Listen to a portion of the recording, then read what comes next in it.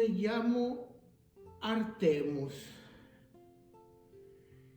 En lo que dicen que fue el siglo I, viví en Éfeso. Y vivir en esa ciudad era vivir en el centro de la ambición humana. Mi ciudad era la joya del Asia Menor. Era un laberinto de mármol blanco y de oro, donde el aire vibraba con el rumor de las transacciones y del incienso de nuestra diosa local. ¡Ay! Esa efigie de ella ancestral, caída del cielo según nuestros relatos, atraía a miles y a miles a su gran templo, monumental templo. Yo era un comerciante de mármol. Mi vida transcurría entre canteras y puertos, midiendo la pureza de la piedra que erigía los monumentos de las centurias romanas. En aquel entonces, mi mundo era un engranaje impecable. El imperio se movía sobre los hombros de una maquinaria humana sin nombre. Para mí, las personas eran herramientas con voz, engranajes vivos de un sistema que sostenía la fuerza y la sumisión a través de aquellas herramientas con voz. Mi corazón era tan duro como el material con el cual yo comerciaba. Fue bajo el sol cegador del puerto, a la sombra de los grandes muelles donde se descargaban las riquezas del mundo, donde lo vi. Allí lo vi por primera vez. Lo compré por una suma justa, como quien adquiere una columna del material con el que yo mismo comerciaba. Fue bajo el sol cegador del puerto, a la sombra de las grandes muelles donde se descargaban las riquezas del mundo, donde lo vi por primera vez. Se llamaba Simón. Venía de Cirene, al norte de África. Su piel tenía la profundidad del ébano y la fuerza de la tierra fértil tras la lluvia. Pero no era un hombre común.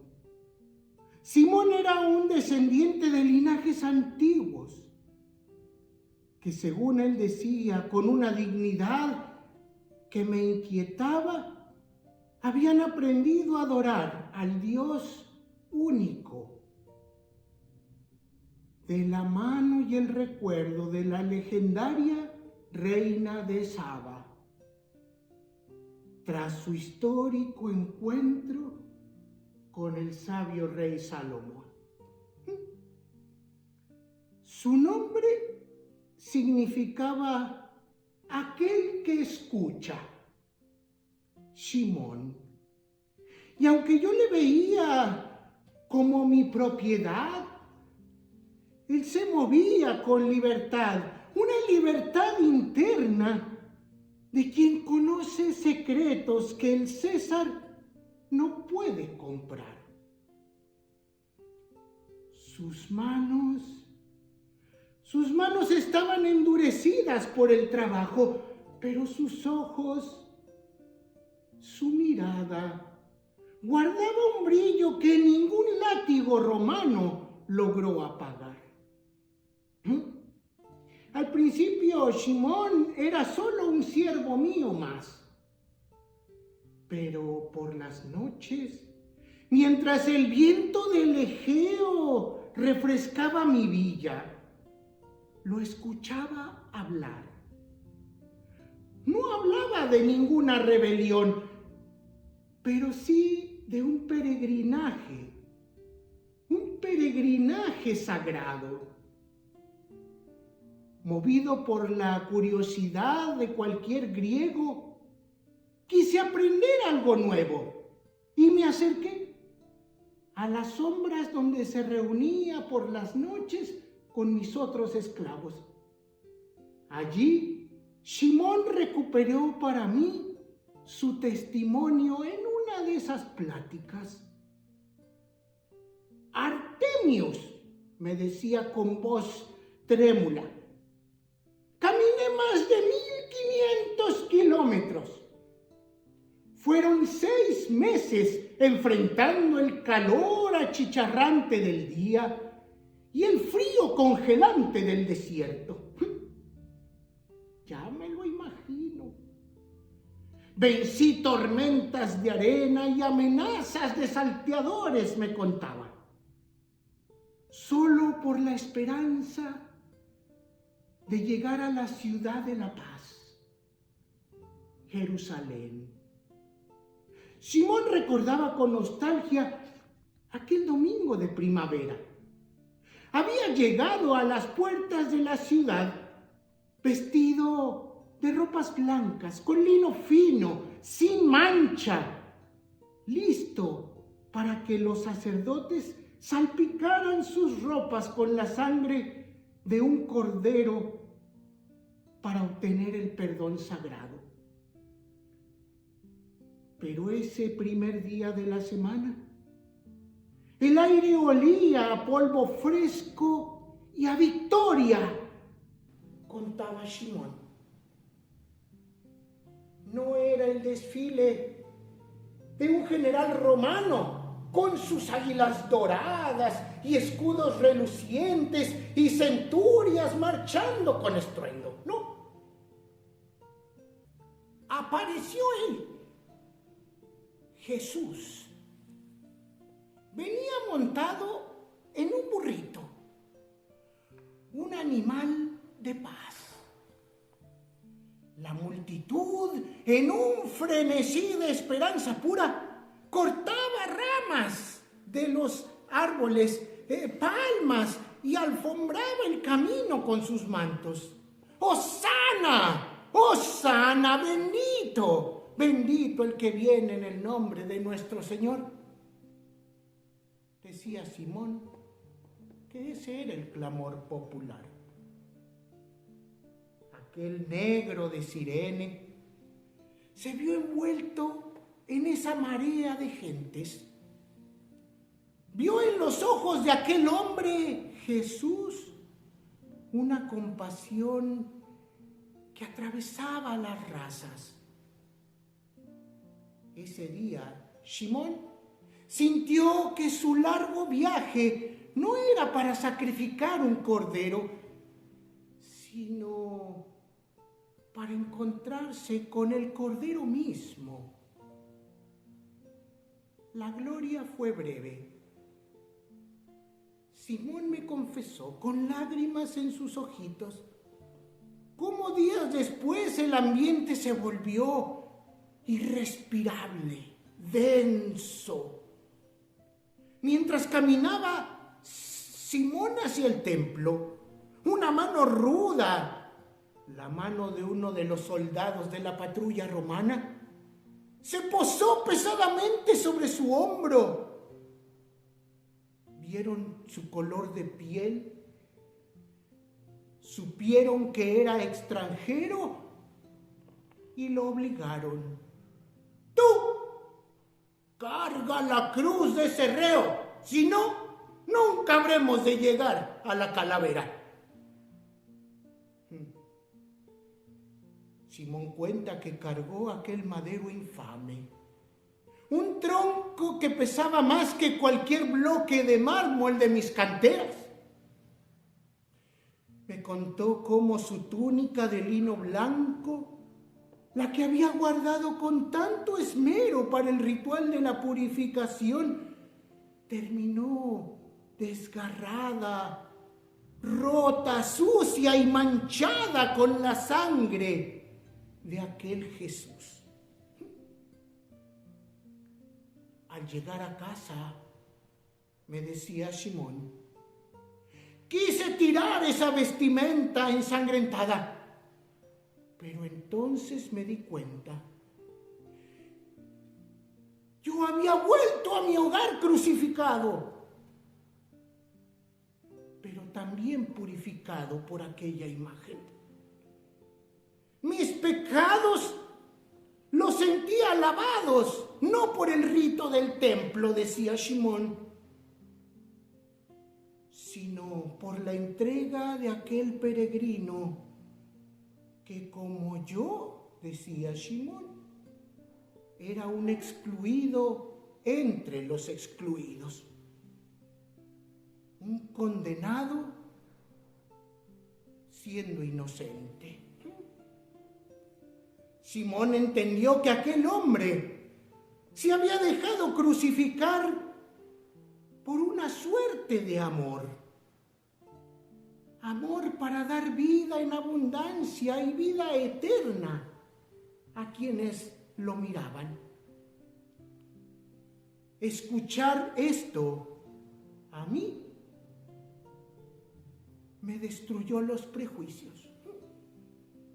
Mi intelecto de hombre griego no podía comprender a un hombre que era reconocido como Dios y un Dios que se hacía esclavo por amor.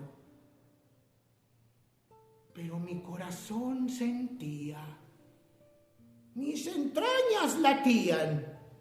Rompí las cadenas de Simón ante la ley. Pero fue él quien rompió mis cadenas ante la eternidad. Hoy ya no somos el amo y el esclavo. Somos hermanos. En nuestra pequeña comunidad de Éfeso, Simón es hoy mi pastor. Nuestras reuniones son clandestinas para no despertar las sospechas de un imperio que nos persigue con sus águilas y sus órdenes implacables. Nos reunimos en la penumbra de nuestras casas o en el silencio protector de las catacumbas. Allí nuestro misticismo es tan real. Leemos las cartas de nuestros patriarcas, las palabras del anciano y amado Juan, que camina entre nosotros, y las enseñanzas de su discípulo, nuestro patriarca Policarpo. Sus letras son agua fresca que nos exhorta a la fidelidad y a la vida en comunión. Compartimos el pan con sencillez que estremece, recordando que el cuerpo de Cristo fue partido para unirnos a las mujeres y a los hombres igualmente. Oramos juntos, mujeres y hombres uniendo nuestras manos. El comerciante antiguo y quien fuera su esclavo, anclados no solo en el recuerdo de una cruz, sino en la explosión del domingo de resurrección, el domingo después del que llamamos Palmas, que cambió el destino del cosmos. A ustedes que me escuchan, en este templo, en estos templos de lo que llaman el siglo XXI, les dejo este testimonio. No se dejen deslumbrar por los edificios de piedra tallada. El mármol caerá. Los imperios también caerán. La verdadera fe es esta. La fe peregrina. La fe de Simón de Cirene, el negro. Una fe que florece en la clandestinidad, que se vuelve floreciente y vibrante en medio de la resistencia. Que sus templos hoy sean testimonio de esa misma fe nuestra, la que abraza a la viuda, al extranjero, a la niña y al niño. Esa fe que reconoce en el esclavo a un hermano mayor. Nosotros nos reuníamos en secreto, bajo el miedo a las centurias, pero con el corazón encendido, porque sabíamos que la muerte había sido vencida. Recuerden siempre, la prueba de nuestra fe no es una túnica sin manchas, sino una vida manchada por el amor al prójimo. Recordamos el día que llamamos Domingo de Palmas, porque desde ese domingo se divisa en el horizonte, al domingo siguiente, el día del Cristo, nuestro Cristo que ya resucitó.